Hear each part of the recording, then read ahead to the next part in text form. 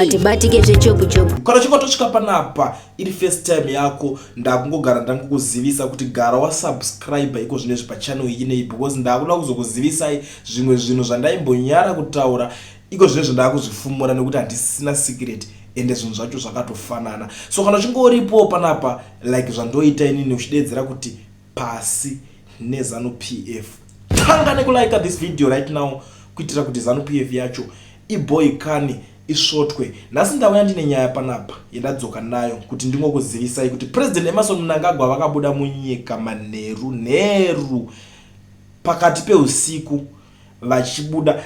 Unoziva kuti nyaya idzi inyaya dzekuti tinenge tauda kunyazoziva kuti pakubuda kwavaita usiku sei vazosumuka usiku, sei vasina kupinda maskati machena. Hapana here umwe ubhegi unenge watakurwa usingafanira kunge uchitakurwa uchibudwa nawo kuendwa kunenge uchiendwa, nekuti nyika idzodzo dzimwe vanenge vaenda ndo nyika dzavanenge vachizivikanwa kuti vanenge vari mapuppets ikoko zvinogara zvichitaurwa kunzi puppet ningi ndokunyika kwako kuti vakazomboenda vakanopfugama. But inini ndazongosangana nenyaya panapa ichitaurwa chinzi His Excellency President E.D. Mnangagwa has left for Moscow, Russia, where he will attend this year's Victory Day commemorations. The May 9 celebrations marked Nazi Germany's 1945 surrender to the Soviet Union, Chinese leader Xi Jinping, Brazil President Lula da Silva, and Belarusian leader Alexander Lukashenko are among other leaders expected to attend the celebration.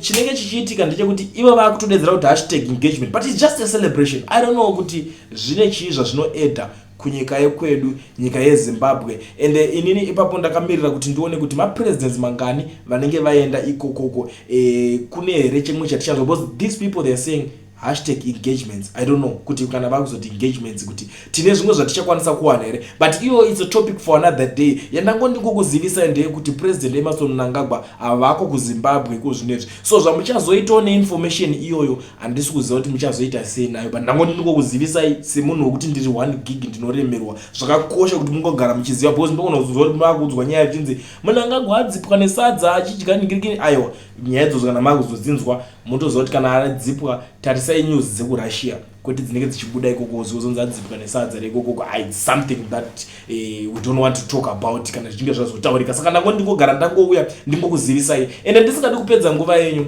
Kune vari muSouth Africa, kana uri muSouth Africa uchida kuregisterwa company yako usina work permit kana study permit, ungori nepassport chete iri valid, pane vanonzi Mukoma Owen veEducation Research vanopedza masports da kuti ugara wabata vakuregistera company uzokwanisa kuwana matenda zviri kuitwa nevamwe vari kugara munyika dzakaita sei South Africa idzodzo. Kana even uri outside South Africa unokwanisa zvekare kuregisterwa company iyoyo wotangawo kuita madhiri ako. Unongoziva kuti vamwe vangotenga dzimba maproperties, saka mari yako inenge yakungosendwa muFNB business account iyo unonga wavhurirwa wakuita malocal nemainternational transactions. Zvakakosha izvozvo kuti muzimba wese agara akaregisterwa kacompany kake, because this time taakuita inonzi patatsika tatora, taakuda kutora nematenders kwese kuitira kuti tibudirire, because nhamo yacho hazvichanakidzi kuti urambe uchingoshandira tumwe tumari tushoma. But it's a topic for another day. Tichazotaura nezvazvo. Garai mabata Mukoma Owen vakuitirei, vakuregisterai macompany, vakuregisterai, vakuvhurirai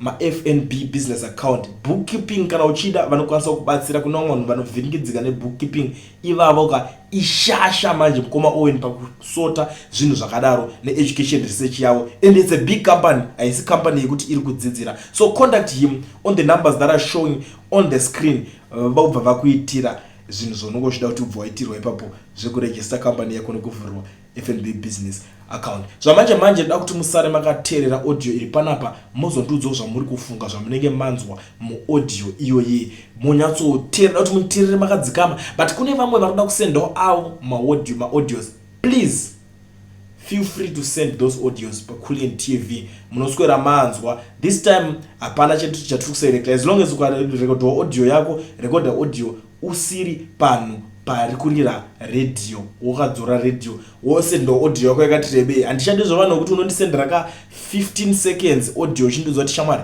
Mnangagwa ngaabve. Aiwaka inini handitambe naMnangagwa kuti ndinobva ndangoningirikina, saka uda ndikabudise ka 15 seconds uchiudza inini. You don't have to tell me, you have to tell the nation anything that you want to say. Senda audio uchidza kuti richabuditswa pachannel, kwete kundisendera ka audio uchindiudza inini.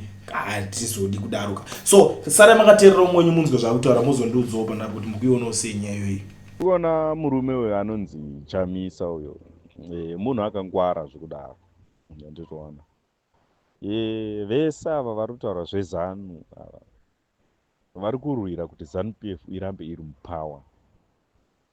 Nditoona kurwira kuti ZANU-PF irambe iri mupower, kwete kuti varikuda kubvisa nyika mumaoko eZANU-PF, no, varikuda kuibvisa mumaoko aEmerson chete because maita madivision muzanu.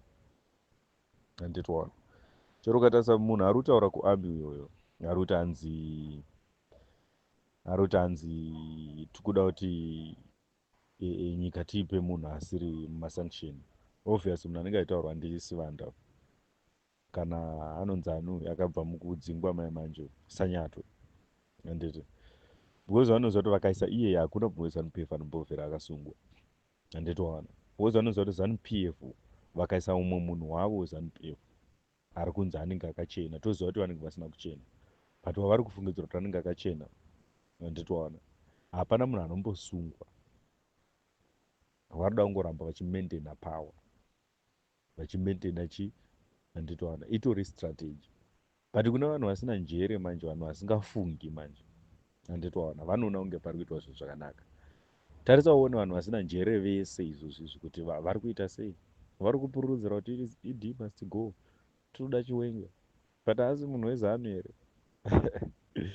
Handitoona saka zvinhu zvacho hameno zvazvingori, vanhu vanofanira kumuka.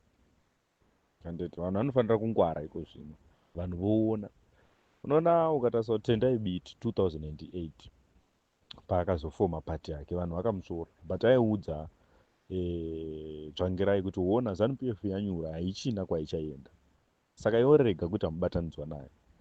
Tsvangirai akati anharo iye akafoma pati yake, but ukatarisa kuti pakabatana Tsvangirai naMugabe zvinhu zvikanaka.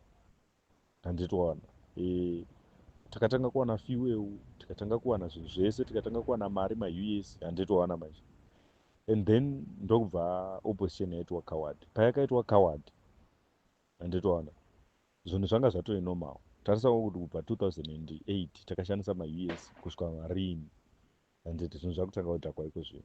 Saka Chamisa ndizvo anotoziva ndikangobatana nawo zvinhu zvinonaka, ende tine dzimwe 15 years vari mupower. Uye unoziva kuti vanhu vemuZimbabwe vangowana mari inotenga, vangowana zvokuti vanongoita, havachambozvitarisi zvepolitics. Handitoona iko zvino vanhu vari kunyanya kumutsa musoro because zvaakurwadza, ende ndo time yacho yekuti ZANU-PF inofanira kusarenda zvanga zvaita Mugabe paya unana 2008. Handitoona mani, saka ipapapo vanhu ngavapangwarire, ngatipangwarirei ipapapo. Handiti pasine ZANU-PF, pasine zvigananda zvese, pakunana Gezaku, everyone chigananda, vanhu vanofanira kutosungwa votobatwa nemhosva ivavo, vachafumurana nezvimwe zvinhu zvavanoita zvatisingazivi, because kune zvihombe chaizvo chaizvo, handiti zviri mukati, handitoona zvatisingazivi isusu kunze. Handitoona saka vanhu vakangwara havamiri vachitaura izvozvo, because tichachema mangwana zvakare. Chiwenga akangonzi agadzwa nhasi, muziva kuti achatora majenerali nemasoja ake ndeachaita maminista, ende kuti vanhu ivava vazobviswa mawani. Vanhu ivavo ndaimboteerera imwe profesa angu ichiti pakabva ED pachiswa vamuri kuisa vacho kuchave nedzimwe 18 years dzenzara. Handitoona vanhu vemuZimbabwe vanofanira kudzidza, vanhu vemuZimbabwe dzidzai. Vanhu ava ndo vakatiurayira hama dzedu, ndo vanhu vaitirova unana 2008, ndo vanhu vakambotasa kuenda kuchikoro. Handitoona vangori vanhu vamwe chete. Handitoona saka kana tichiti ngavaende vese, kwete zvoti wani oinda umwe osara, zviko pasine ZANU-PF, pasine zvigananda, pasine G40, pasina mai munjuru, pasina everyone, munhu anongori nechekuita neZANU-PF. Ndatenda.